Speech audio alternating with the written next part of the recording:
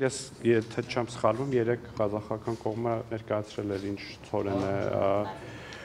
արտահանել դեպի Հայաստան եւ ըստ էության դա ցորեն է, որը օգտագործվում է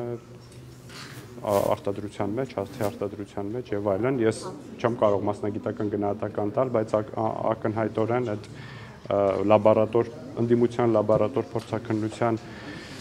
եզրահանգումները նեն արժանի ծաղրի եւ կամարանքի։ Նոր փոխնախարարը բայց չհերքեց, որ խորհուրդ կարգի ցորեն է, անաստակերի համար է, էկոնոմիկայի փոխնախարարը քիչ առաջ մեր հետ զրույցում։ Ես ճիշտ ասած պետք է լսեմ էկոնոմիկայի փոխնախարարի ասածը, որպեսզի կարողանամ մեկնաբանել ձեզ։ Ես ցորենի մասնագետ չեմ, ինչպես գիտեք, եւ հատկապես նոր եկած ցորենի վերաբերյալ չեմ կարող ասել։ Վստահ չեմ, ասում եմ, ղազախական կողմը մեկնաբանություն էր տվել, որը նշում էր նաև, որ դա հնարավոր է, այսինքն օգտագործելի է տարբեր արտադրության համար, հացամթերքի արտադրության համար։ Ինչու օրինակ չեն փորձել հոնը առաջին կար կամ երկրորդ կար, այսինքն որպեսզի այս աղմուկը չլինի, ինչու այսինքն ստու նաև ցորենի կարիքը կա, դրա համար են։ Հարգելի գործընկերներ, ես կան կարիքներ, ես ենթադրում եմ, որ Հայաստանը իր տարբեր կարիքների համար, այս խոսակցությունը ճիշտ ասած իմ համար շատ նոր եւ անակնկալ է, դրա համար չեմ կարողանում շատ հստակ բեկրաբանել ձեր հարցերին, այնուամենայնիվ Հայաստանի Հանրապետությունը ունի կարիքներ եւ ըստ իր կարիքների է ներկրում ապրանքներ, հատկապես այդպիսի կարեւորության ապրանքներ, եւ ես ենթադրում եմ ղազախական կողմի հետ բանակցություններում պայմանավորվածություն է ձեռք բերել, թե ինչ կարգի եւ ինչ նպատակով օգտագործելու Սամվել Ալեքսանյանի ընկերությունն է դա ներկրել։ Չեմ կարող ասել։ Հա դուք ամեն ինչ գիտեք, ես չեպազրույցի Բայրամով արտաքին բավական ուշագրավ այնպես հայտարարություններ էր, մասնավորապես, որ Նիկոլ Փաշինյանը մինչ պատերազմը խոստացել է լուծել Ղարաբաղի հարցը, Արցախի հարցը, բայց հետո փոշմանել է, խոստումը չի կատարել։ Նախ ինչ պայմանավորվածության մասին է դուք թիմի անդամ եք եղել եւ ինչու է Փաշինյանը որոշել, որ չի կարող եւ ասել է օրինակ ինձ կուտեն, չգիտեմ, այսպեսի արտահայտություն։ Ես թվում է վերջին 7 տարիների Ղարաբաղյան հարցի շուրջ բանակցությունների եւ Ադրբեջանի եւ Հայաստանի միջև բանակցությունների վերաբերյալ խոսակցությունները շատ թափանցիկ եւ հրապարակային են եղել, հատկապես վերջին տարիներին այդ մասին ամեն ինչ խոսվել է եւ նաեւ այն տարիներին մենք գիտենք, որ եղել են Հայաստանի եւ Ադրբեջանի միջև բանակցություններ, այդ բանակցությունները առանձնապես արդյունքներ չեն տվել եւ եղել է դրա քննադատություն, եղել է այդ քննադատության որոշակի մասի ընդունում Հայաստանի կառավարության կողմից, բայց նաեւ աշխարհակահաղական իրավիճակի հետ կապված խնդիրները փոխվել են։ Ես չէի ցանկանա այդպես չէի ցանկանա մանրամասնել Ադրբեջանի արտգործնախարարի ասածները, հաշվի առնելով, որ այդ ամեն ինչը հայտնի է մեզ, ձեզ, բանակցությունները 18 թվականից այս կողմ Հայաստանը նաև քննարկումներում ասել է, որ նաև Լեռնային Ղարաբաղը պիտի մասնակցի այն ժամանակ բանակցություններին որպես իր ճակատագրի որոշող, ես կարծում եմ այստեղ ինչ որ նոր ես այդ հարցազրույցը նայել եմ եւ որևէ նոր բան այնտեղ չեմ տեսել։ Խոսում է նաեւ Ադրբեջանը 4 անկլավների մասին։ Հայաստանին է մեղադրում բանակցությունները տապալելու եւ իր քայլերով, սադրիչ քայլերով պատերազմ հրահրելու համար եւ Բայրամով հակագծեր է բացում, որ իրենք մի փաստաթուղթ են պատրաստել այդ սադրիչ գործողությունների, որը ներկայացրել են մինչեւ պատերազմը եւ պատերազմից հետո բոլոր արտերկրի դիվանագետներին։ Խոսքը եւ Տոնոյանի նոր պատերազմ, նոր տարածքներ եւ Նիկոլ Փաշինյանի Արցախը Հայաստանը եւ վերջ հայտարարությունը եւ Լեռնային Ղարաբաղում համահայկական պատմության մեջ առաջին անգամ համահայկական խաղերի անցկացումը եւ Տավուշի Հուլիսյան մարտերը, որտեղ ադրբեջանցի գեներալ սպանվեց եւ հետո Սարդարապատում բավական մեծ շոկով վարչապետը պարգևատրեց բոլոր զինծառայողներին։ Այս բոլոր հանգամանքները մատնանշելով նշում են, որ ի վերջո այս ամեն ինչը տարավ բանակցային փոլից Փաշինյանի հրաժարվելու եւ պատերազմ հրահրելու։ Սրա դուք համաձայն եք։ Համաձայն չեմ, որովհետեւ Հայաստանը ելքեր էր փնտրում հակամարտությունը խաղ կարգավորելու համար, բայց նաեւ ակնհայտ էր, որ Ադրբեջանը պատրաստվում է պատերազմի եւ բնական է, որ պատերազմի պատրաստվող երկիրը հիմա պետք է այդ որը տարբեր փաստարկներով արդարացնի իր ռազմական գործողություններ, ռազմական ագրեսիան։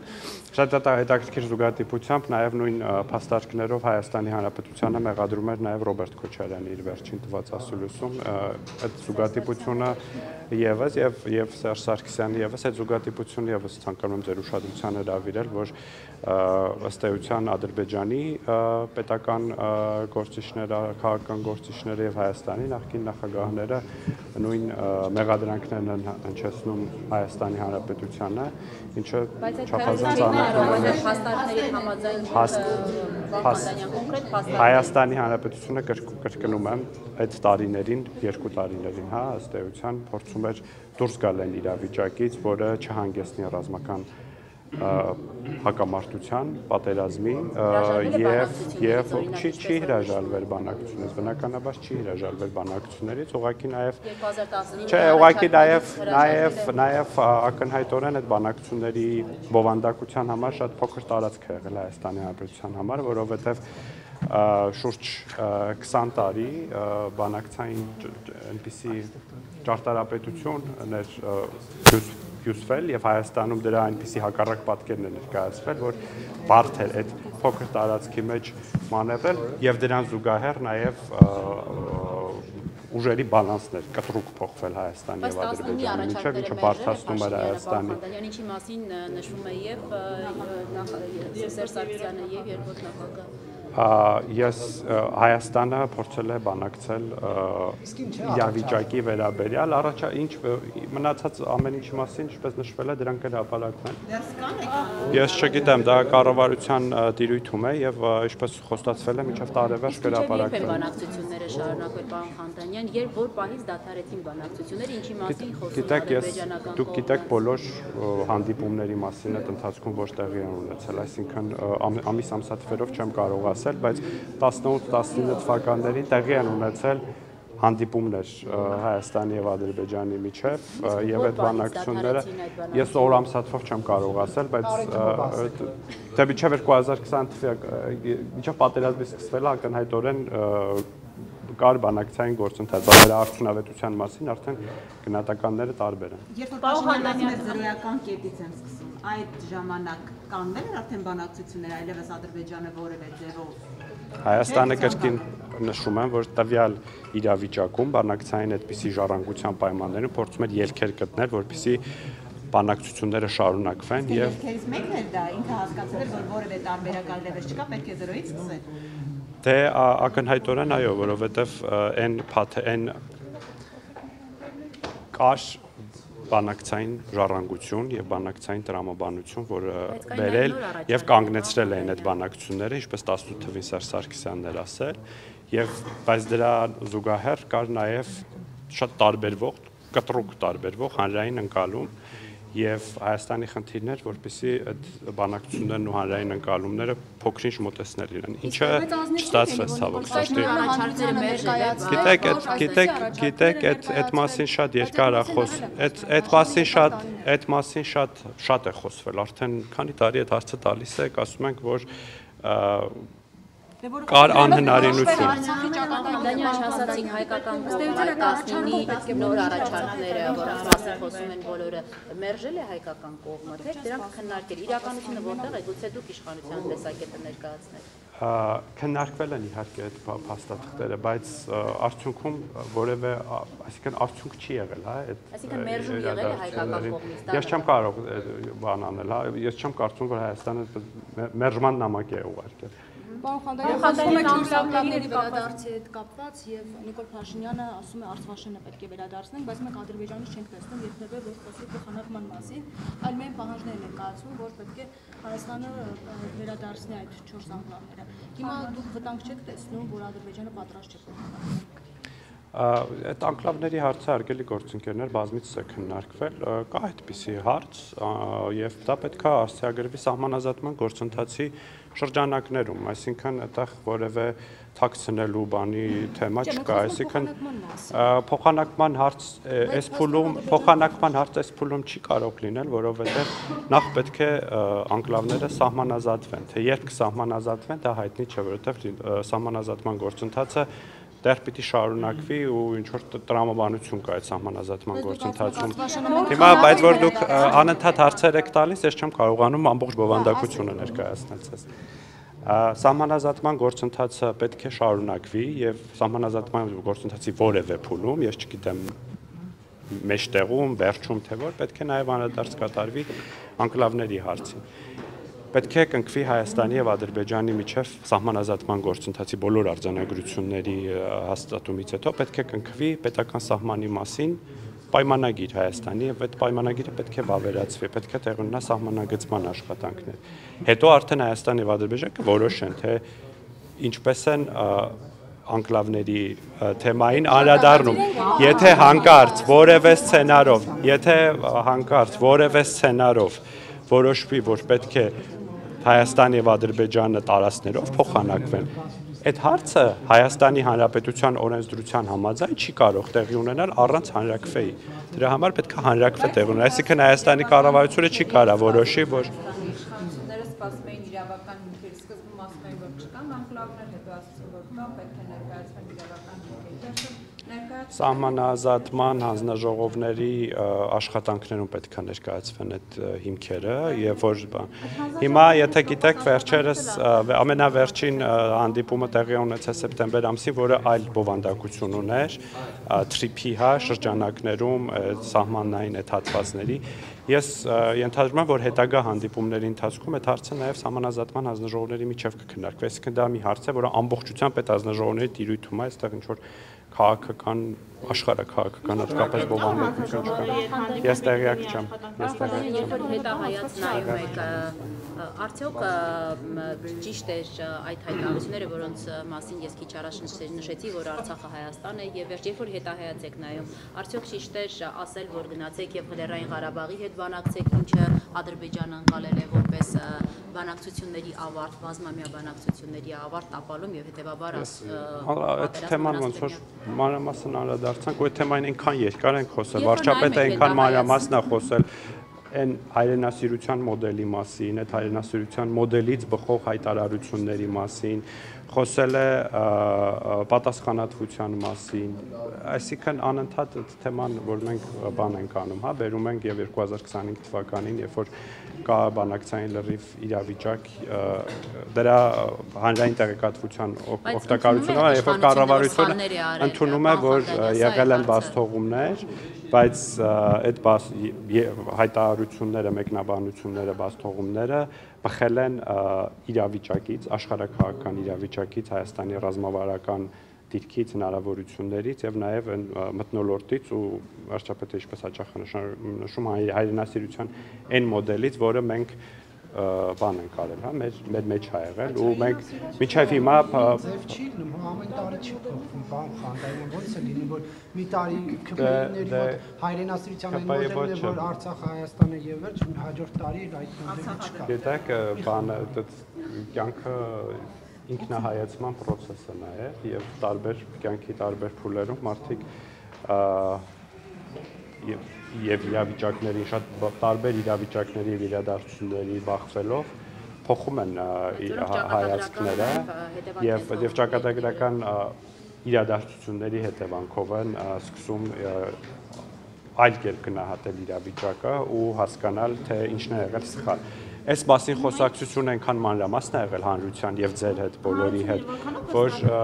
կարծում եմ այդ անդադար քննարկվում է, չէ, իրական Հայաստանի գաղափարախոսությունը։ Որ ձեր հայրենասիրության մոդելը նորից չի փոխվում։ Դիվարկյան այստեղ հարց են տալիս, էլի։ Արարած ձեռը հանել, իրական Հայաստան, մի խոսքով, այդ անգամ այդ քարոզի դեպքում Ադրբեջանը չի, այսպես ասած, չի սսկվում եւ անընդհատ փորձում է ծավալապաշտական նկարտումները անգամ Ադրբեջանի խորհրդանի պատգամավոր ասում է եթե Թրամփի ճանապարհը չբացեն ուժով կվերցնենք, այսինքն Հայաստանում մեր ձեր ասած նոր հայրենասիրական մոդելին Ադրբեջանից որևէ այսպես զսպված վերաբերմունք չի լինում, ինչպես է սա բացվում։ Այս հայրենասիրական մոդելով հնարավոր կլինի այսպես Հայաստանի Իսկ հնարավոր կլինի կրկին Հայաստանի սահմանները առաջ տալու մոդելով փորձել խաղաղություն հաստատել տարածաշրջանում։ Հայաստանի Հանրապետությունը 29743 կիլոմետր տարածք ունի եւ 29743 կիլոմետր 29743 կիլոմետր քառակուսի կիլոմետր տարածք ունի եւ այդ տարածքներից դուրս Հայաստանի Հանրապետությունը հայրենիք չի փնտրում, Հայաստանի քաղաքացիների բարօրությունը եւ մեր ժողովրդավարության զարգացումը Հայաստանի Հանրապետությունը տեսնում է այս տարածքում։ 2019 թվականի առաջարկի մասին, որ խոսվում է, պատասխանատուներից մեկը ճիշտ եք համարում, որ հանրությունը տեղյակ չէ, ինչ առաջարկի մասին է խոսքը, ասում եք հրապարակ։ Այդ հարցին արդեն պատասխանել է ու ըստ էության այդ պահին պետք է հրապարակներ, որովհետև եթե բոլոր բանակցային փաստաթղթերը տվյալ պահին հրապարակվեին, որևէ բանակցություն տեղի չէր ունենա։ Իշխանությունը ելնվել դրա համար։ Ռոբերտ Քոչարյանն ասում է Նիկոլ Փաշինյանի մեջ այնքան չարություն կա, որ այդ չարությունը չի տեղավորվում իր մեջ։ Դուրս է գալիս եւ կոնֆլիկտներ է ստեղծում Ռուսաստան եւ Ամերիկա, չգիտեմ, Ամերիկա, Չինաստան։ Դուք սա ինչպես եք մեկնաբանում։ Ճիշտն ասած, այդքան չէր։ Ոնց մեկնաբանեմ, Նարեկ ջան, ասենք դա ինչ ասելու բան է։ Մի հատ կասեք Հայաստանը եւ Չինաստանի եւ Միացյալ Նահանգների միջեւ ինչպիսի կոնֆլիկտ է հրահրել։ Չէ, նա ասում է ոչ թե կոնֆլիկտ է, ասում է Հայաստանի Հանրապետությունը վարում է բալանսավորման եւ բալանսավորված արտաքին քաղաքականություն եւ մենք հաշվի առնելով մեր աշխարհագրական դիրքը, աշխարհաքաղաքական դերակատարումը փորձում ենք նորմալ հարաբերություններ հաստատել բոլոր կողմերի հետ։ Առաջին հերթին փորձում ենք լավացնել մեր տարածաշրջանի երկրների հետ հարաբերությունները, նորմալացնել այն հարավյանների հետ, որոնց հետ ունենք հարաբերություններ եւ նաեւ մեր բոլոր գործընկերների հետ փորձում ենք ունենալ լավ ռազմավարական հարաբերություններ։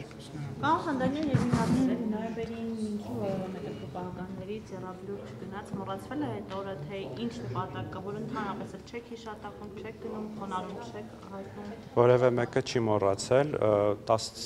ուղիղ 10 րոպե առաջ ազգային ժողովի նիստերի դահլիճում ազգային ժողովի նախագահի տեղակալը օրենքի նախագիծ էր զեկուցում տոների եւ իշատակի օրերի օրենքում լրացում կատարելու վերաբերյալ եւ այս օրենքի նախագծով մենք պատրաստում ենք հունվարի 27-ը դարձնել հայրենիքի պաշտպանության համար զոհվածների հիշատակի հավերժացման օր եւ պետական միջոցառումները այլ տեսակի միջոցառումները արդեն այդ օրը կլինի։ Նախաստորագրված այդ փաստաթղթը կա որոշակի պայմանավորվածություններ, երբ նորից երեք կողմերը կնստեն դիպլոմ, թե դա առանձին կլինի, ի վերջո այդ խաղաղության պայմանագիրը խաղաղության պայմանագրի մասին է խոսքը։ Նախաստորագրվել են երկու կողմերը, Հայաստանը եւ Ադրբեջանը, եւ այս պահին ես չեմ կարող ասել կա հստակ օր խաղաղության պայմանագրի ստորագրման բանակցությունների համար տեքստը պատրաստ է, տեքստի շուրջ այլևս բանակցություններ չեն լինելու, մեր ակնկալիքն այն է, որ հնարավորինս շուտ ստորագրենք այն, բայց դուք գիտեք նաև այստեղ պետք չի բան անել, Ադրբեջան նախապայման է ներկայացնում, ինչը Հայաստանի համար ընդունելի լեգիտիմ նախապայման չէ, այո։ Այսինքն փակուղային իրավիճակ է ստեղծվել։ Այսինքն փակուղում գործընթացը։ Ես կարծում եմ դրանք փոխպայմանավորող հարցեր չեն։ Ես նորից եմ գրկում, այդ անկլավների հարցը, ինչպես միշտ ասել ենք, դա կարող եմ ասել մասնագիտական հարց է, սահմանազատման հարց է ամբողջության։ Իսկ խաղաղության պայմանագրի մասով ես չէի ասի, որ փակուղային իրավիճակ է, որովհետև 1 տարի առաջ էլ ընդհանրապես տեքստի համաձայնություններ համարվում փակուղային, բայց ի վերջո մարտին մենք կարողացանք համաձայնեցնել տեքստը եւ արդեն օգոստոսին նախաստորագրել այն, ուստի ավելի շատ բանակցելով, ավելի շատ դիվանագիտական ջանքներ դնելով, ես կարծում եմ հնարավոր կլինի մոտապագայում հարցում, եթե իր ներկայությամբ նախաստորագրվեց, հիմա կարող է նաև միջամտել, որպեսզի ստորագրվի եւ քանի որ հասկանալի է նաև, որ համանդրությունը մեկ օրում հնարավոր չէ փոխել։ Ես չեմ կարծում, որ չի ուզում, մենք մեր բոլոր գործընկերների ուշադրություն հրավիրում ենք հանգամանքի վրա, որ մենք պատրաստ ենք խաղաղության պայմանագիրը ստորագրել հնարավորինս շուտ եւ նաեւ ակնկալում ենք աջակցություն այս հարցում, բայց դա այդպես միանգամից եւ արագ տեղի չի ունենում, ինչպես տեսնում եք։